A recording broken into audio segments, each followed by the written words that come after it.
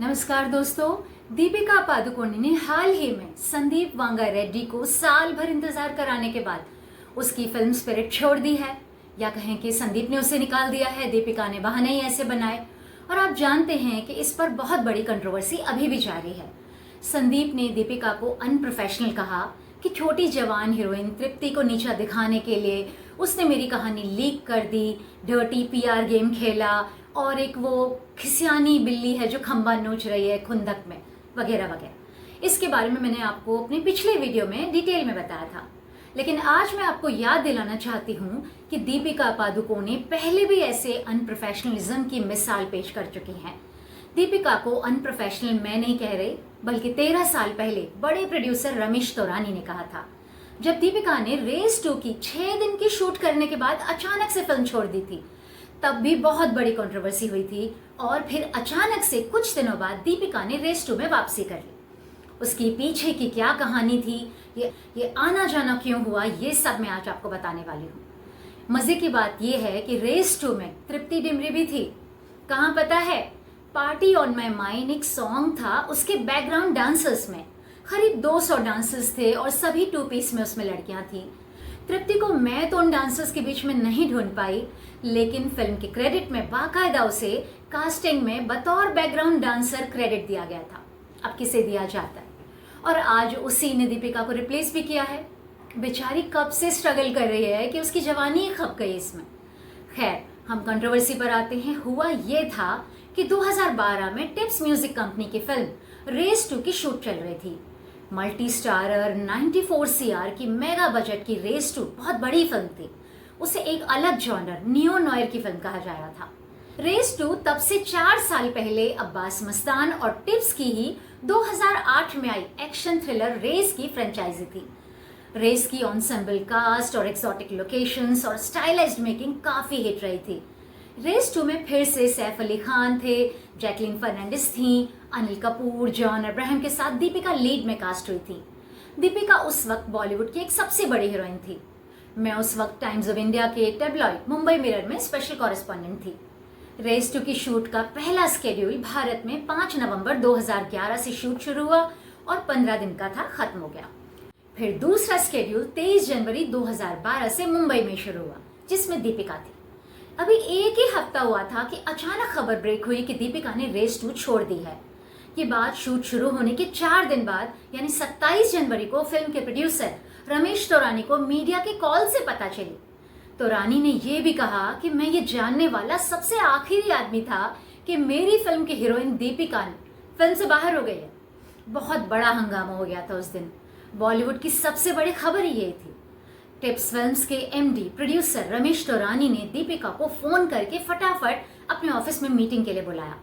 पहले तो दीपिका ने आने के लिए हाँ कहा, लेकिन फिर 3 बजे फोन करके उन्हें बोला कि मैं नहीं आने वाली, बल्कि मेरा नया मैनेजर आपसे मिलने आएगा। दोस्तों, आप उसका एटीट्यूड देखिए। एक बड़े प्रोड्यूसर के साथ तौरानी जैसे बड़े प्रोड्यूसर के लिए ये बहुत ही बड़ी बेइज्जती की बात थी। उन दिनों दीपिका और 2 फिल्में भी शूट कर रही थी, करण जौहर की ये जवानी ये दीवानी और होमी अजानिया की कॉकटेल, और तीसरी फिल्म भी थी संजय भंसाली की रामलीला। अगले दिन जब दीपिका मुंबई के सबब कुर्ला में एक फिल्म की शूटिंग कर रही थी, तो रमेश तौरानी वहां उससे मिलने पहुंचे, उसे समझाने पहुंचे। और दीपिका शूट कर रही थी करण जौहर की फिल्म अयान मुखर्जी के डायरेक्टेड ये जवानी ये दीवानी की। लेकिन दीपिका ने उनकी बात सुनने से ही इनकार कर दिया, बल्कि माफी तक नहीं मांगी। पहले ही उससे 1 साल पहले तौरानी ने दीपिका के लिए अपनी शूट डिले की थी। ये जवानी में उसका एक्स रणबीर उसके साथ होने वाला था और दीपिका का रणबीर कपूर से ऑब्सेशन गया नहीं था। रमेश तौरानी ने करण जौहर से बात करके अपनी फिल्म की डेट्स एडजस्ट की थी, लेकिन जब उनकी शूट शुरू हुई तो दीपिका ने ड्रामा शुरू कर दिया। असल में कारण क्या था? दीपिका के मैनेजर ने तौरानी को यह बताया था कि उसे हॉलीवुड की फिल्म मिल गई है, इसलिए उसकी डेट्स उधर दे दी गई हैं। ये अनप्रोफेशनलिज्म की हद नहीं तो क्या थी कि बड़ी फिल्म मिली तो पहले वाली फिल्म को लात मार दी। उन दिनों दीपिका को Hollywood film fast and furious 7 offer हुई थी, जिसके लिए उसने रेस 2 को लात मार दी थी। फिर सामने आया कि दीपिका को रजनीकांत की कोचा दयान ऑफर हुई थी, जिसके लिए उसने रमेश तौरानी को डिच किया था। रजनीकांत ने भी कटरीना को निकाल के उसकी दुश्मन दीपिका को लिया था। अब ये सब सुन के रमेश तौरानी बहुत भड़क गए। उन्होंने मीडिया में बयान दिया कि मुझे तो उसका मैनेजर हॉलीवुड की फिल्म बोल रहा था और अब ये साउथ की फिल्म कहां से आ गई। अब वो कोई छोटे मोटे प्रोड्यूसर तो थे नहीं कि स्टार्स के इशारों पर नाचते जैसे कि कई सारे नाचते हैं। आखिर रमेश तौरानी ने खुलेआम कह दिया कि दीपिका अनप्रोफेशनल, अनएथिकल और अनएक्सेप्टेबल है। ये वो जमाना भी नहीं था कि बॉलीवुड में स्टार्स फिल्म अधूरी छोड़ देते थे और कर्ज में दबे प्रोड्यूसर को हार्ट अटैक आ जाता था। हाँ दोस्तों, ये सच है। राजेश खन्ना और विनोद खन्ना नाम के दोनों बड़े स्टार्स ने एक ही प्रोड्यूसर को फिल्म के लिए डेट्स न देके 2 बार हार्ट अटैक दिए थे। यानी एक अटैक एक खन्ना ने दिया था और दूसरा अटैक दूसरे खन्ना ने। उस प्रोड्यूसर का बेटा बाद में मुंबई की क्राइम ब्रांच का हेड बना और ये दोनों बूढ़े हो चुके स्टार्स मदद के लिए उसकी शरण में जाते थे। वो बहुत ही इंटरेस्टिंग कहानी है, वो मैं अलग से आपको डिटेल में एक दूसरे वीडियो में बताऊंगी कि पहले स्टार्स कैसे प्रोड्यूसर्स को हैरेस करते थे और उन दोनों ने क्या किया था। खैर, तो रमेश तौरानी ने खुल के दीपिका के खिलाफ मोर्चा खोल दिया। फरवरी 2012 में मुंबई मिरर से बात करते हुए रमेश तौरानी ने कहा कि मैं 25 सालों से हिंदी सिनेमा का हिस्सा हूँ। मैंने बहुत सारी ब्लॉकबस्टर फिल्में बनाई हैं। मैंने ऐश्वर्या राय, कैटरीना कैफ, विद्या बालन, प्रीति जिंटा और करीना कपूर जैसी पॉपुलर हीरोइंस के साथ काम किया है, लेकिन मैं इससे पहले ऐसी सिचुएशन में कभी नहीं पड़ा हूँ। पहले ही उसकी डेट्स के लिए हमने अपना स्केड्यूल चेंज किया था। उस वक्त मैंने करण जौहर से बात की और अपना स्केड्यूल बदला ताकि वो दोनों प्रोजेक्ट्स कर सके। आगे रमेश ने कहा कि जब सब कुछ सेट था तो दीपिका ने 6 दिन की फिल्म की शूट करके फिल्म को छोड़ दिया। डायरेक्टर्स और एक्टर्स उससे परेशान हो गए थे। आखिर मेरे पास कोई रास्ता नहीं बचा था और मैंने उसकी फिल्म फेडरेशन की संस्था AMPTPP और CINTAA में शिकायत की। दोस्तों, बॉलीवुड की संस्थाएं हैं AMPTPP यानी association of motion pictures and TV program producers और सिंटा यानी cine and television artist association. यानी टिप्स कंपनी के मालिक रमेश तौरानी ने दीपिका पादुकोणे को उसकी अनप्रोफेशनल हरकत के लिए चारों तरफ से घेरा। उन्होंने दीपिका के खिलाफ कोर्ट केस करने की भी तैयारी कर ली थी। आखिर दीपिका मैडम के होश ठिकाने आए, दिमाग नीचे आया, साउथ और हॉलीवुड में लंबी छलांग मारने का भूत उतरा और कार्रवाई के डर से उसने रेस 2 में मजबूरी में वापसी की। अगर वो ऐसा न करती तो मोशन पिक्चर्स एसोसिएशन और सिने आर्टिस्ट एसोसिएशन दीपिका पर करोड़ों का हर्जाना लगा सकते थे और उसे बैन भी कर सकते थे। दोस्तों, आप उस प्रोड्यूसर की हालत सोचिए कि इतनी मल्टी स्टारर फिल्म के लिए कितनों की डेट्स मैनेज की गई होंगी और वो सब हिल जाती एक हीरोइन के बदलने से।